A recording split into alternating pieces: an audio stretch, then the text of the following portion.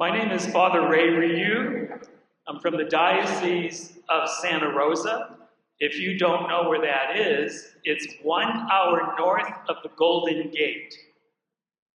And it's in the middle of wine country in Sonoma County.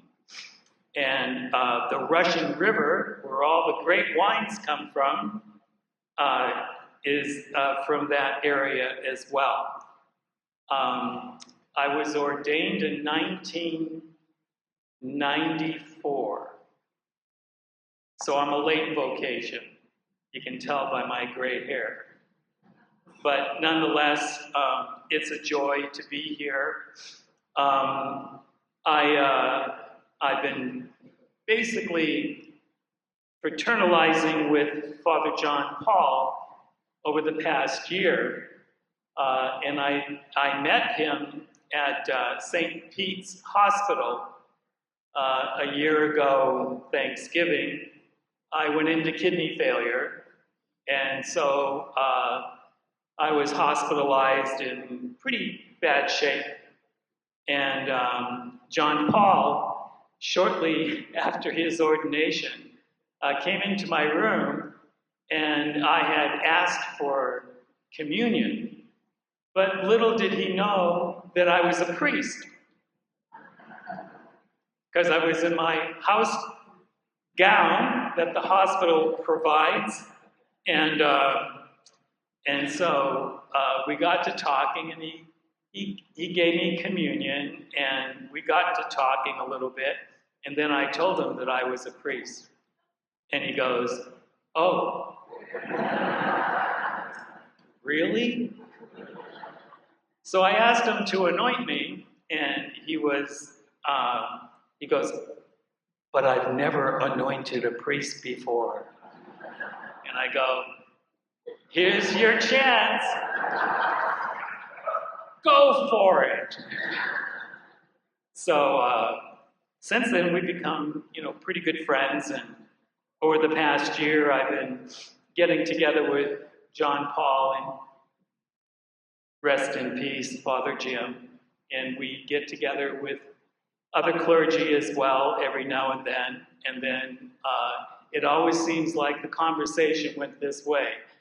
"Boy, we wish we had more help in the parish. Boy, we really need help in the parish. Do you know anybody, Father Ray, that can help in the parish with all the confessions and blah, blah, blah?" So I said, "Well, you know what? I'll write a letter to my bishop in Santa Rosa and see if he'll send off a letter of suitability." Here I am. So I'm here to serve y'all.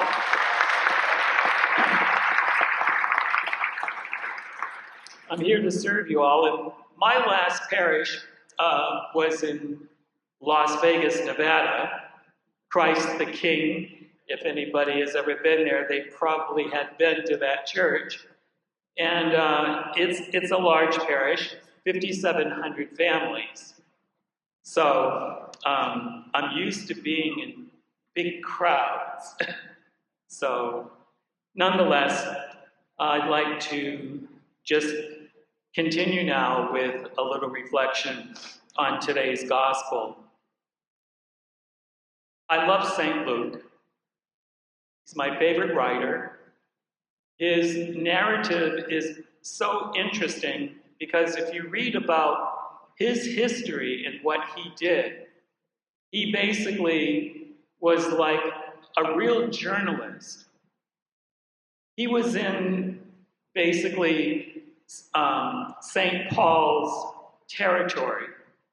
And Luke was a doctor, a scientist. He was neither a Jew nor a Christian, but he was really impressed with the things that St. Paul talked about. So he became kind of a student of St. Paul. But in order to become a student of St. Paul, you have to be a Jew. So he became a Jew, and he was circumcised, blah, blah, blah, and all the other stuff that goes with it, long time instruction. And then he was baptized. And so he was so interested in the things that Paul talked about. And so he started interviewing anybody that he could find that knew something about the Lord or had been in the company of the Lord. And that's how he started putting his notes together. Interestingly enough, he interviewed the Blessed Mother. That's how we have the narrative of the birth of Christ, because no other writer has the full narrative. She told him what happened. She gave him the story. And so we have here the Sermon on the Mount. And I remember when I was in studies, I wondered what mountain. It's not Mount Tabor where he was transfigured or anything like that. So this mountain is supposed to be somewhere near Jerusalem. Well, it's the famous mount, the Mount of Olives. And so if you've ever done a pilgrimage to the Holy Land, if you go to the Mount of Olives, which is just a short distance, it's not very far, but the little range of hills that make up the mount is about 2 miles long.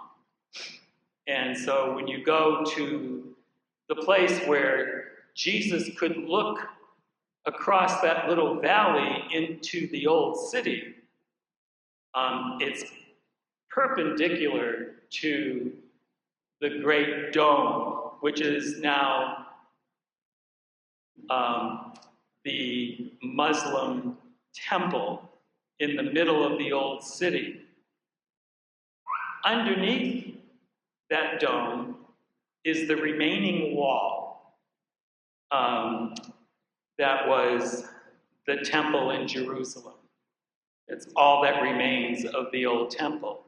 And to think that 500 years after Jesus passes, we have this huge monument to Allah. So it's not a Catholic monument. It's not a Jewish monument. It is a monument to the Muslim faith. But behind and below is the Wailing Wall, the last remnant of the Jewish empire, as it were, and also the great temple in Israel, which was the center of the Jewish faith. Jesus is basically preaching to the people. And I thought about this in a whole different way than I've thought about it before in my homilies. And so when you look at this gospel reading today, it's all about, well, you can hope for this and you can hope for that. And he was speaking to a people that were a disturbed people. These were people like Jesus himself that were living under Roman occupation, people that were considered disgraced.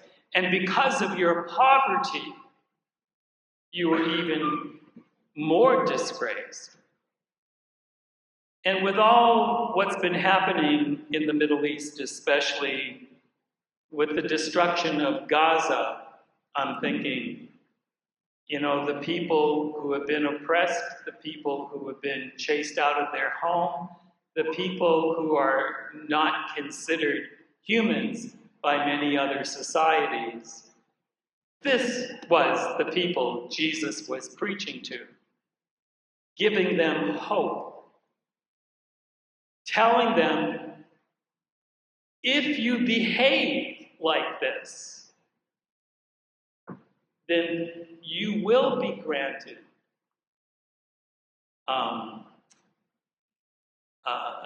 the kingdom of God. You will be satisfied if you're hungry. You will laugh from your weeping. And so what Jesus was trying to implant here in these Beatitudes is that this is what you must do in order to get this. So he's challenging us. If we really want to gain the kingdom of heaven, then we have to have hope, but we have to act like a child of God. And he said, even in your distress, even in your poverty, in your hunger, in your grieving, there's the blessed hope if you live the principles of these words. And so it's always a challenge for us. You know, we always call these things that Jesus talked about, especially when he was preaching and teaching to the poor. And he was also teaching and preaching from this sermon to his apostles. They heard this message. And many of them came from a very, very sordid community. Just go back and read the history of the apostles, who they were, where they came from, and how they were hated. Jesus had a tax collector as an apostle, and people were in disdain about, who his main followers were. But he preached to the good, to the bad, to the ugly, to the poor, to the hungry, to the grieving. And he said, blessed are you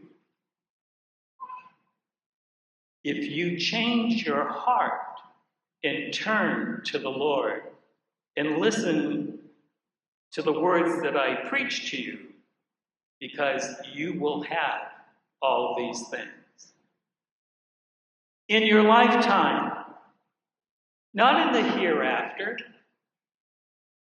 And so when we talk about the blessed hope, we talk about the very being of what Jesus was expressing to the people who were just like him. He came from a poor place. He was born in a stable, not in some king's castle. So we have much to learn and to appreciate.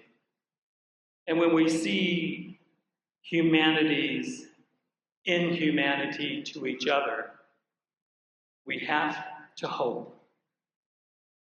And we have to pray, not only for peace and for justice, but that our own minds be melded with the mind of Christ in always preaching good news and taking the challenge to even change our own lives.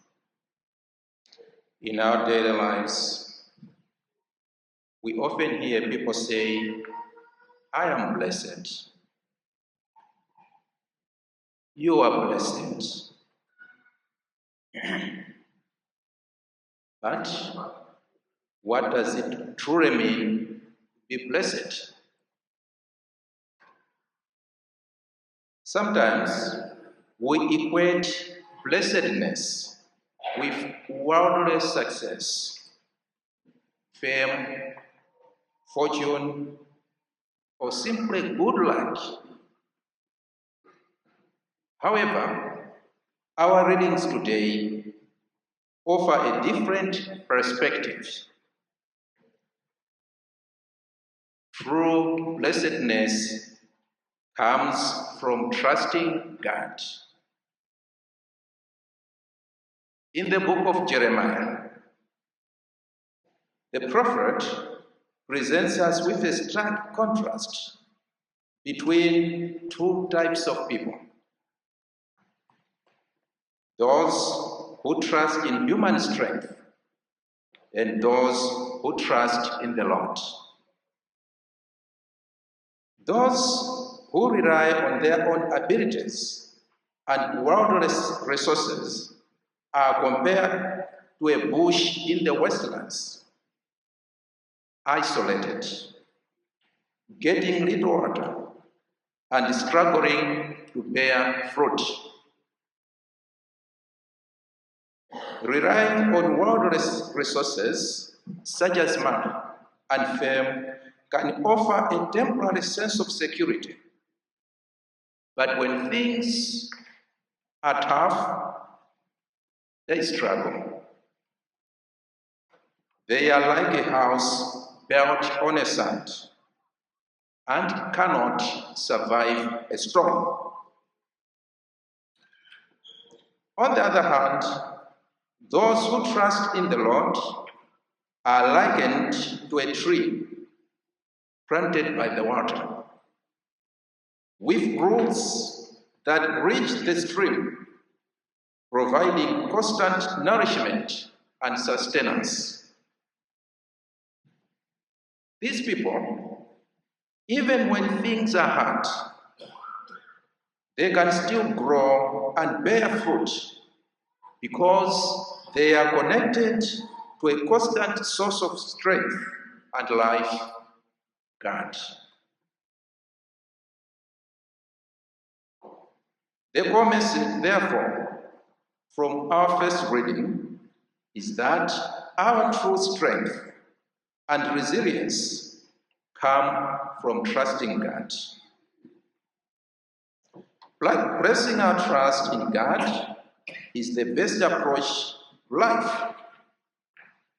Of course, we must make efforts and do what we must do as humans. However, we must not forget that it is God who sustains us.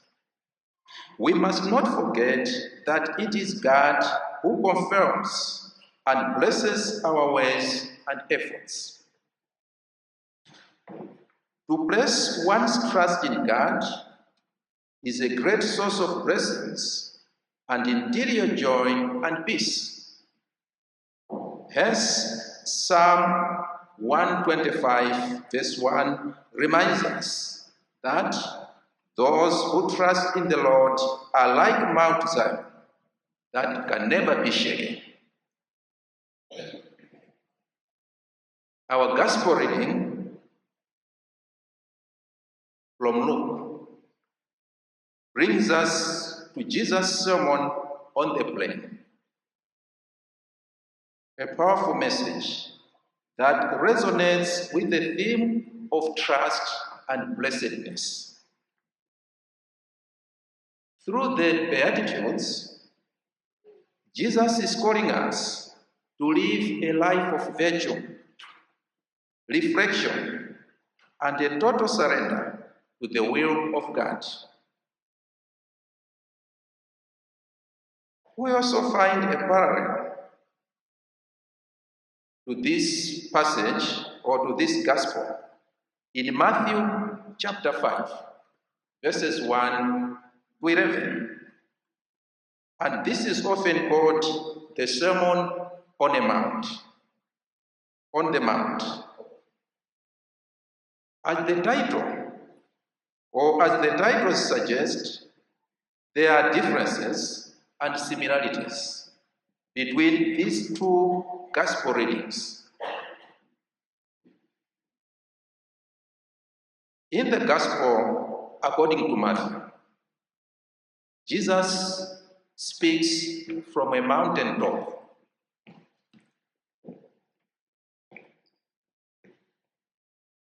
And when speaking from the mountaintop, we cannot miss the impression that Jesus is speaking with the authority and the voice of God.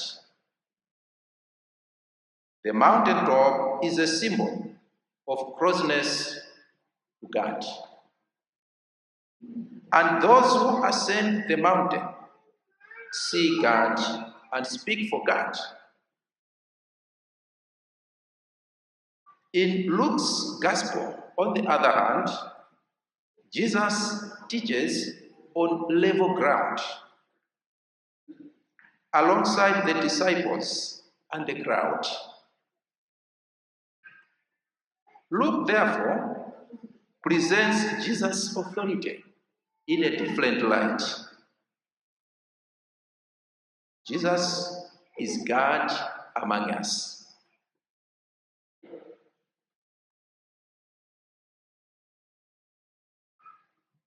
Another distinction found in Luke's version of the Gospel is the audience. Luke's Sermon on the Plain is addressed to Jesus' disciples, although in the presence of the crowd. Mark's sermon, on the other hand, is addressed to the crowd. And in keeping with this style, the Beatitudes in Luke's Gospel sound more personal than those in the Gospel according to Matthew. St. Luke uses you. You are blessed. Whereas Matthew uses they or those. So the Gospel according to Luke is more personal. There is also a difference in number. Matthew describes 8 Beatitudes, and Luke presents just 4, each of which has a parallel warning. As we have heard, Jesus turns our world's values upside down. The Beatitudes are like a reverse gospel.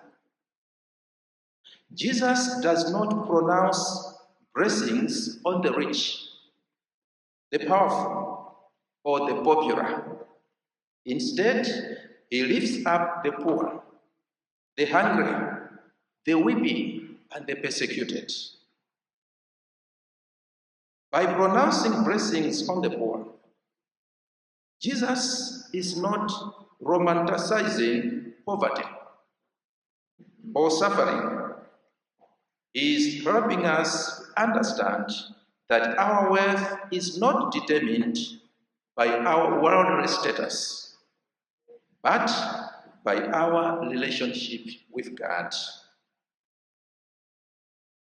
It is about acknowledging that true joy, true peace, true fulfillment comes not from what we have, but from who we are in Christ. Conversely, Jesus issues warnings to those who are rich, well-fed, laughing, and well-regarded. Not because these things are evil, no, but because these things, if not careful, can so easily become a substitute for God.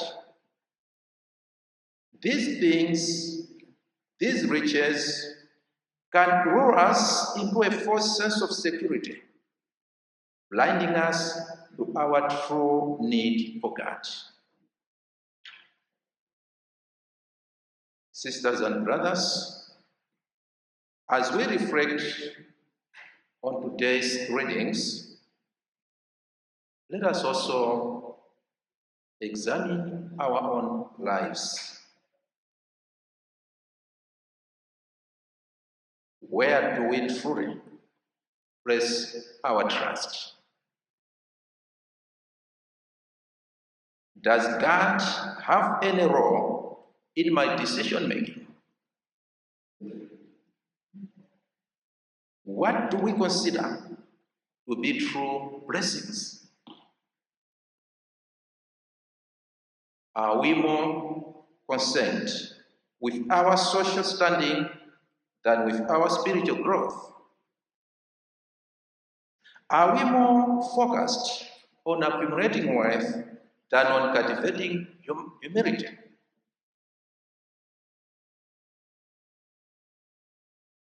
Living out the Beatitudes requires a conscious effort.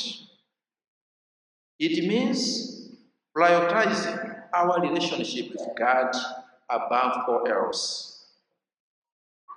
The Beatitudes means practicing acts of charity, not for recognition, but out of genuine compassion. Living the Beatitudes means cultivating humility, recognizing that all our gifts and talents come from God. Living the Beatitudes means relying on prayer, not as a last resort, but as a constant source of strength and guidance. The Beatitudes are often described as a blueprint or a framework for our Christian living. They challenge us to examine our values, to realign our priorities, and to place our trust firmly in God. Our vocation as Christians is not to be first in this world, but rather to be first in the eyes of God. Like that tree in the first reading, planted by the water, when we root our lives in God, we become strong, resilient, and truly blessed. Today, let us all choose to be that tree planted by the water, rooted in God's unwavering love, and discover the true meaning of blessedness. Amen. Peace be with you. My friends, February can be really rough on me, just really tough. We call it the longest month, right? It's the longest month. It's so great. Do you know what the Olympia native said to the Pillsbury Doughboy? Nice tan. Okay, that was so good. I tried this one. What do folks from Olympia call a day of sunshine after 2 days of rain? Monday. That was better. The funny thing is that we will be complaining here come August about the heat, right? I mean, we just find something to complain about. And so, this weekend's gospel reading comes at a very good time in my mind. As much as we can sometimes be tempted to complain about whatever suffering life throws at us, Jesus offers us a very interesting perspective. So what are we to make of the Beatitudes? At first glance, they sound a little insane. Let's begin with the first one. Blessed are you when you're poor. Who wants to be poor? Raise your hand. Right? No one wants to be poor. Blessed are you when you're hungry. Really? And it gets worse. Blessed are you when you're weeping. Okay, that's masochistic. No one likes to feel depressed. Where is Jesus going with this? Blessed are you when you're hated, excluded, insulted. Now just wait 1 minute, right? No one likes to be hated. Where's the good news in Jesus' words today? This type of teaching is typical of Jesus' preaching style. He loves trying to turn our world upside down with his words to make us think, shaking our worldview so that we may gain a new perspective. I picked up from Bishop Barron once, the best way to understand the gospel reading today. And it's by looking at the Greek word for the word blessed in Luke's gospel. The word here is Makarios. Makarios. And it can also be translated loosely as lucky. Lucky. And that insight can help us unwrap and better understand the Beatitudes that Jesus and what Jesus means by them. So let's start with lucky are you when you're poor. Why? What I think Jesus meant by this is, you are lucky to not be attached to material things. Like St. Augustine taught in his Confessions, our heart are restless until they rest in thee, O God. Now we end up filling ourselves up so much with things that are not of God. That's not to denounce material things per se. It's just that we're a society that's often addicted to material things and to technologies that ultimately do not satisfy the longings of the human heart. Instead of investing more time in the relationships around us, we often spend way too much time looking into our screens, into our electronics. Jesus therefore tells us, lucky are you who are poor. Why? You are not addicted to material things. Jesus says, lucky are you who are hungry. Well, why? Well, you are not addicted to sensual pleasure. Now, food, drink, and bodily pleasures are good for the most part. They are gifts from God. But once again, they can become addictive and start becoming an unhealthy replacement for our infinite craving for God.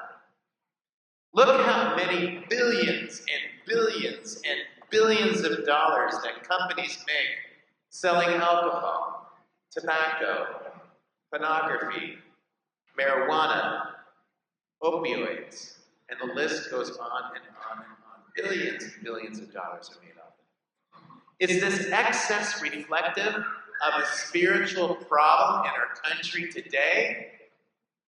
Of course it is. Of course it is, right? Jesus tells us, lucky are you who are hungry. Well, why? You are not addicted to sensual pleasure. Jesus says, lucky are you who are weeping. Well, why? You are not addicted to good feelings. Now, good feelings are wonderful. They're a gift from God, right? We like those moments. But they, too, can become addictive when the soul replaces God for the need for feeling good all the time. Even in times of grief, as this parish is going through. With the loss of Father Jim. Sometimes partners in the gospel can be, opportunities for grief at times, but also opportunity. Even in times of grief, even when we lose a loved one, we can learn from it and realize why we grieve. It's because we love. And we love intensely. Otherwise, we'd never grieve. Imagine going through life without grieving. That means you've never loved. And how sad is that? Grief. Real love, real compassion, real self-control, real social justice, real sacrifice, and real non-violence are things that do not always feel good in the moment. Indeed, a fair measure of the civil rights we enjoy today come about after much suffering in our country. Blessed are you who are weeping. Why? You are not addicted to feeling good all the time. You're living your life with integrity and strength of character, in good times and in bad, in sunshine and in rain. Jesus says, lucky are you when you are hated. Well, why? You are not addicted to the esteem of others. Now, being liked by others is a good thing, right? It's good in and of itself, a good thing. And being liked by others is certainly not a bad thing. But this too can get addictive. Life can be changed from a quest for holiness to a quest of being praised all the time. Right? The hunger for praise can turn into an idol that is not of God. Jesus says, "Woe to you if all speak well of you. Lucky and blessed are you if you hook your desires on pleasing God, even when this is not popular in our culture all the time. Blessed are you who are hated." Why? It's because your life stands for something. Right? Stands for something you can speak up for the truth. My friends, to summarize the Beatitudes, let's all gaze a moment at the cross. Look at the cross. Is Jesus poor? Yes. He is naked on the cross. Is Jesus hungry? Yes. He hadn't eaten since the previous evening. Is Jesus weeping? Yes. He is in pain, and he is dying. Is Jesus hated? Yes. The Son of God came into the world, and the world rejected him. And yet, the cross is the most perfect icon of love. It's the icon, the best icon in the world that God has ever given us of perfect love. By his wounds, we are healed. By his wounds, we are healed. So the truth is, the Sermon on the Plain and Luke's Gospel, together with the icon of the cross, paradoxically offers us a roadmap to joy. Real joy, authentic joy, which will help us grow closer to Jesus in good times and in bad, who alone can give us the grace to rise above whatever challenge this world can throw at us. Even in the month of February, Jesus is the way, the truth, and the life.